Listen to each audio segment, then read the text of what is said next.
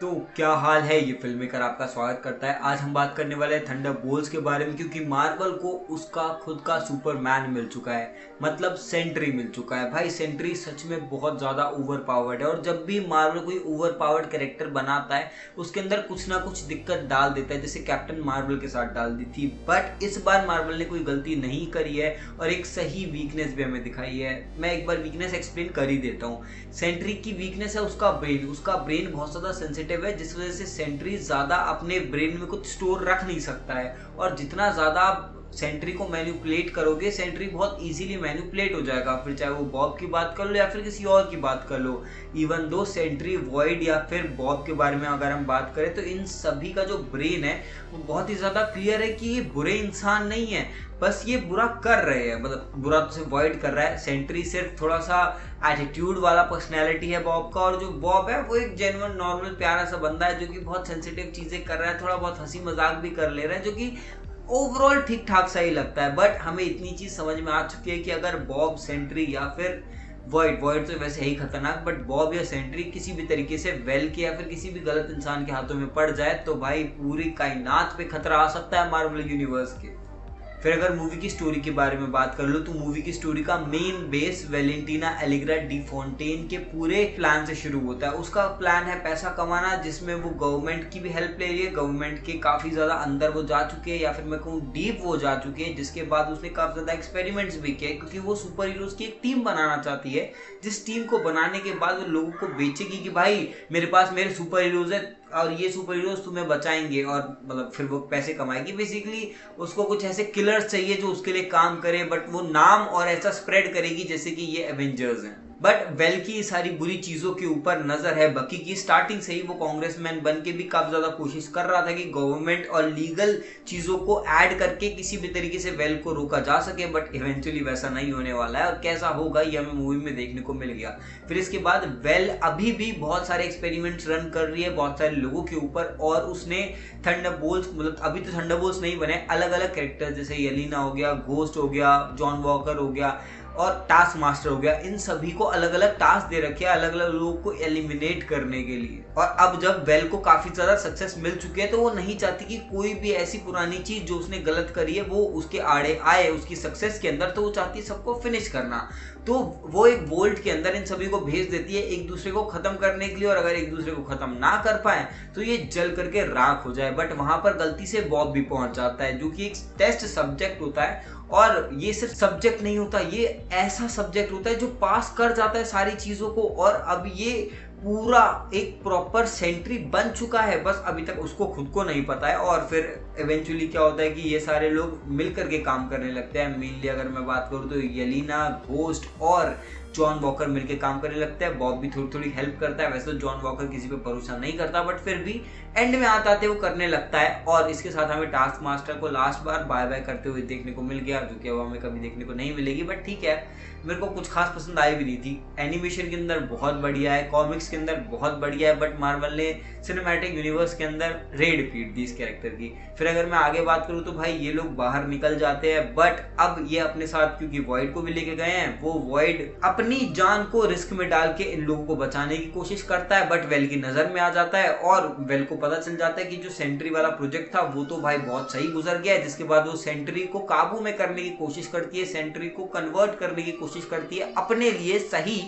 But दूसरी तरफ बकी पूरी टीम को इकट्ठा कर लेता है और उनको ले जाता है वेलेंटिना एलिग्रा डी फोंटेन से फाइट करवाने के लिए। बट वो जैसे ही एवेंजर्स टावर, या फिर ये कहूँ कि वेलेंटिना के टावर में पहुंचते हैं, वहां पर सेंट्री ने रोक देता है, जिसके बाद ये लोग बच के निकलते हैं। बट सेंट्री बोलता है कि यार मैं भगवान हूँ, ठीक है मैं भगवान हूँ, तो कौन है मेरे को रोकने वाली, और वो वेल को भी मार देता है। जिसके बाद उसके असिस्टेंट आके पीछे से वॉइड को चैनल कर देती है, फिर वॉइड निकल के बुरी चीजें करता है, फिर पूरा क्लाइमैक्स होता है, फिर हमें एंडिंग दिखाई जाती है। और एंडिंग का सबसे फन पार्ट तब था जब येलिना धीरे से वेल के कान में बोलती है कि we own you. But eventually हम सभी जानते हैं कि वेल कितनी ज्यादा तेज है और उसने कितने इजीली इन लोगों को नए एवेंजर्स बना करके अपना ब्रांड बना लिया। और फिर हमने मिड ग्रेड के अंदर भी देखा था जहाँ पे उनके सीरियल्स वेरियल्स भी बिक रहे हैं। तो भाई पूरा द बॉयज वाला गेम खेल रही है वेलेंटिना। और यार वेल बहुत ज्यादा समझदार है, इसीलिए वेल को रोकना इतना आसान नहीं होगा। इवन तो ये लोग सभी बहुत स्मार्ट है, बट फिर भी वेल से ज्यादा smart I don't think well is the smartest I can say.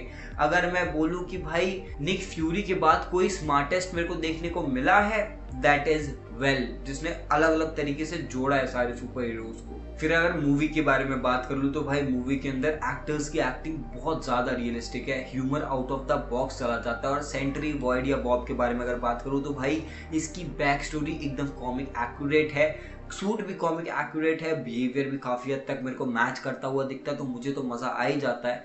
और इसकी अगर मैं आपको थोड़ी बैक स्टोरी बता दूं तो क्या होता है कि भाई सुपर सोल्जर सीरम जो होता है, जो कैप्टन अमेरिका को लगा था, बकी को लगा था, रेड गार्डियन को भी लगा है, थोड़ा मॉडिफाई करके, लेस मॉडिफाई करके, बट अब और ज़्यादा उसको एनहांस करके बड़े बड़े एक्सपेरिमेंट्स के थ्रू बॉब के अंदर डाल दिया गया। अब बॉब बन चुका है सेंट्री, क्योंकि super super super soldier serum बना दिया, जो कि वॉइड के अंदर, या फिर मैं ये कहूँ कि सेंट्री के अंदर, या फिर मैं ये कहूँ कि बॉब के अंदर, या फिर मैं ये कहूँ कि रॉबर्ट के अंदर जा चुका है, जिसके बाद वो ये तीनों पर्सनैलिटीज को चैनल कर चुका है जो कि उसी के अंदर थी, बट उसने कभी इसको बाहर आते हुए नहीं देखा था। अब वो एक पर्सनैलिटी के अंदर रहता है जो कि सबसे ज्यादा सेफ और रिलैक्सिंग है, बाकी दो पर्सनैलिटी उसी के अंदर है। जब जब सेंट्री आएगा तब तक वॉइड भी बाहर आएगा, इस वजह से बॉब ज्यादातर खुद को रोक करके रखता है ताकि और बाकी पर्सनैलिटीज बाहर ना निकल के आए।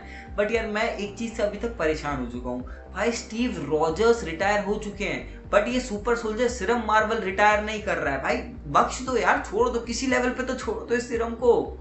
फिर एक्शन की बात करूँ तो एक्शन बहुत ज़्यादा ब्रिलियंट है भाई, बहुत क्रेजी हो रहा है, मज़ा आता है देखने में, हर एक चीज़ मैं बहुत क्लियरली देख पा रहा हूँ, कुछ भी ऐसा हाइपर नहीं चला जा रहा है कि भाई कुछ समझ नहीं आ रहा है, एक एक शॉट, एक एक पंच देखने को मिल रहा है। सिंक्राइजेशन बहुत अच्छा है कि एक आगे मार रहा है फिर एक पीछे मार रहा है, आपकी आइज बहुत क्लियरली देख पाती है। और अगर आप फोकस भी नहीं कर पाते ना तो फिर भी आपको बैकग्राउंड में पता चल रहा है कि हाँ भाई लड़ाई हो रही है, ये हो रहा है, वो हो रहा है। और इन सभी कैरेक्टर्स का जो रेज है ना, कि रुकने के बाद भी एक आध पंच धो दिया, तो यार वो तो क्रेजीनेस मजा दे रहा है, बैड एस पन क्रेजी ढा देता है यार, मजा आ जाता है। फिर अगर मैं थोड़ा सा नेगेटिव तरीके से जाऊं तो भाई इसमें ना ट्रेलर्स के अंदर, जितनी भी हमने ट्रेलर्स देखी उसके अंदर मार्वल ने काफी कुछ एक्सपोज कर दिया है, जिस वजह से मुझे ऐसा लगता है कि मैं तो भाई काफी बार ट्रेलर्स देख चुका हूँ, तो मुझे ऐसा लगता है कि मैंने ऑलरेडी आधी फिल्म तो देख ही ली है, तो ज्यादा ट्रेलर्स को मत ही देखना भाई, तो ही बेटर है। और जब मैं ट्रेलर्स की बात कर रहा हूँ तो भाई इंडिया के अंदर मैंने जब ये फिल्म देखी, ऑब्वियसली मैं इंडिया में हूँ तो मैंने इंडिया के अंदर ही देखी, पर मैंने इंग्लिश में देखी थी ताकि अगर कुछ गाली वाली भी अगर मूवी के अंदर है तो मुझे अच्छे से देखने को मिले, समझ में आए, अच्छा लगेगा। भाई वो इंग्लिश में भी म्यूट कर रखी है इन लोगों ने, सच में यार क्यों, क्या तकलीफ है, हमें देखने दो, हमें दिक्कत नहीं है, हम इंग्लिश वालों को तो दिखा दो यार जो इंग्लिश में देखने क्या, वो क्या चाहता है, यही तो चाहता है कि वो जो रियल गालियां दे रहे समझ में आए। भाई साहब सबटाइटल के अंदर भी उन्होंने स्टार स्टार स्टार स्टार कर दिया है।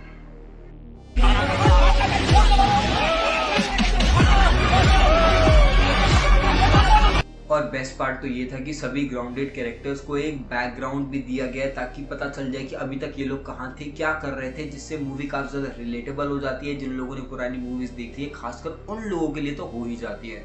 फिर इसके साथ जो डायलॉग्स है वो काफी ज्यादा स्मूथ साउंड करते हैं। और जब मैं स्मूथ की बात कर रहा हूँ तो भाई जंप्स की बात क्यों ना करूँ, इतने क्रेजी जंप्स है, खासकर कि जॉन वॉकर का जो वो वर्ल्ड के अंदर का जंप था और फिर उसके बाद जो येलेना का जंप था, भाई बहुत स्मूथ जंप्स है। मार्वल तो भाई आजकल जंप्स के अंदर, स्पीड के अंदर कुछ ज्यादा ही बढ़िया नहीं कर रहा है, कुछ तो चल रहा है मार्वल के दिमाग में, कुछ तो नया आने वाला है भाई। फिर अगर पोस्ट क्रेडिट और मिड क्रेडिट की बात करूँ तो मिड क्रेडिट मैं आपको पहले ही बता चुका हूँ कि कुछ खास नहीं है। वैसे तो मेरे को मिड क्रेडिट के अंदर लगा कि भाई वो जो लड़की थी वो सांची वाली लड़की थी, बट मैंने ध्यान से देखा तो मेरे को नहीं लगा कि नहीं वो नहीं है, वो बस मेरा वहम था। फिर अगर पोस्ट क्रेडिट की बात करूँ तो पोस्ट क्रेडिट के अंदर हम देखते हैं कि सारे जो ये टीम है ये आ रही है निकल के, मतलब एवेंजर्स टावर के अंदर ही है, बॉब साइड में बैठ के पढ़ रहा है, मतलब बुक प्रिटेंड कर रहा है रीड करने के लिए, और इन लोगों की बातें सुन रहा है। और ये लोग आपस में डिस्कस कर रहे हैं क्योंकि वैलेंटीना ने अभी इनको ऐसा एवेंजर्स निकाल दिया है, बट इनके पास अभी भी राइट नहीं है एज अ एवेंजर्स, क्योंकि कॉपीराइट एवेंजर्स का कैप्टन अमेरिका के पास ही रहेगा, वो इन लोगों के पास नहीं आएगा। इसीलिए अगर आप सीरियल्स पे भी नाम देखो तो थंडरबोल्ट्स ही नाम है।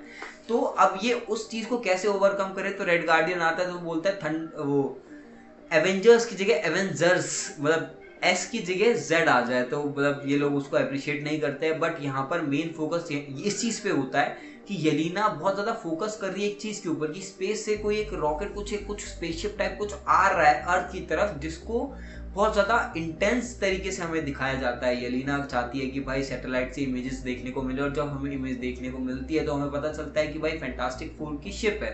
अब आप लोग सोच रहे हो कि यार फैंटास्टिक फोर को अभी इससे कनेक्ट इसीलिए कर रहे हैं क्योंकि लास्ट मिनट मूवी रिलीज होने वाली है कुछ महीने बाद।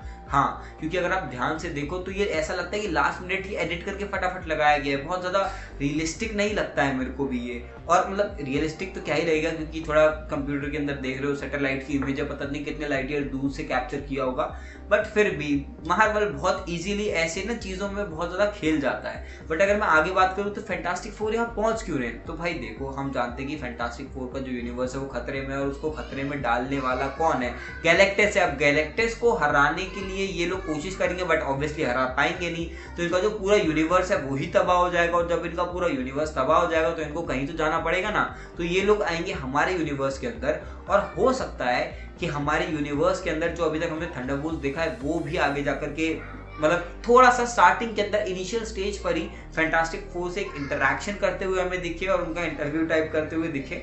बाकी देखते हैं आगे क्या होता है, क्या रहेगा, क्या कैसे रहेगा, आगे देखने में मजा आएगा। फिर साथ ही साथ इनको रोकता कौन है कॉपीराइट दे करके, वो है सैम विल्सन, हमारे नए कैप्टन अमेरिका, जो टॉरिस के साथ अब अपनी नई एवेंजर्स की टीम बनाएगा। और मुझे अब पक्का लगता है भाई, मतलब मैं बहुत सारे लोगों को बोल चुका हूँ कि ये बनाएगा भाई यंग एवेंजर्स, ये बनाएगा यंग एवेंजर्स, बट मेरे हिसाब से जो यंग एवेंजर्स बनाएगा वो सैम विल्सन और कैप्टन अमेरिका की बात कर रहा हूँ, टॉरिस की बात करूँ, ये दोनों ही मिलके बनाएंगे। क्योंकि जो अभी तक क्विल है, हमारा जो स्टार लॉर्ड था पीटर क्विल, वो जाएगा फैंटास्टिक फोर की मदद करने के लिए, जो कि रूमर्स में ऐसा बोला जा रहा है। ऑन रियलिस्टिक नोट क्या होगा कोई नहीं जानता, बट क्योंकि क्विल अगर फैंटास्टिक फोर के साथ बिजी है तो फिर भाई सिर्फ एक ही इंसान खाली रह जाता है, वो है कैप्टन, हमारा कैप्टन, नया कैप्टन। अभी कैसे टीम बनाएगा, किस किस को इकट्ठा करेगा, कैसे कैसे करेगा, ये देखने में मेरे को डेफिनेटली मजा आने वाला है। तो यही थी भाई आज की वीडियो, आपको पूरा आई होप समझ में आ चुका होगा। अगर फिर भी आपके कोई भी डाउट्स है, आपके मन में कोई भी क्वेश्चन उठ के आता है कि यार ये ऐसा क्यों हुआ, वो वैसा क्यों हुआ, तो भाई मेरे चैनल के अंदर आप शॉर्ट सेक्शन में जाओ, आपको बहुत सारी ऐसी शॉर्ट्स मिल जाएंगी जिसके अंदर मैंने सब कुछ अच्छे से एक्सप्लेन किया है। तो आज की इस वाली वीडियो के लिए इतना ही, फिर मिलते हैं किसी और वीडियो में, तब तक के लिए बाय।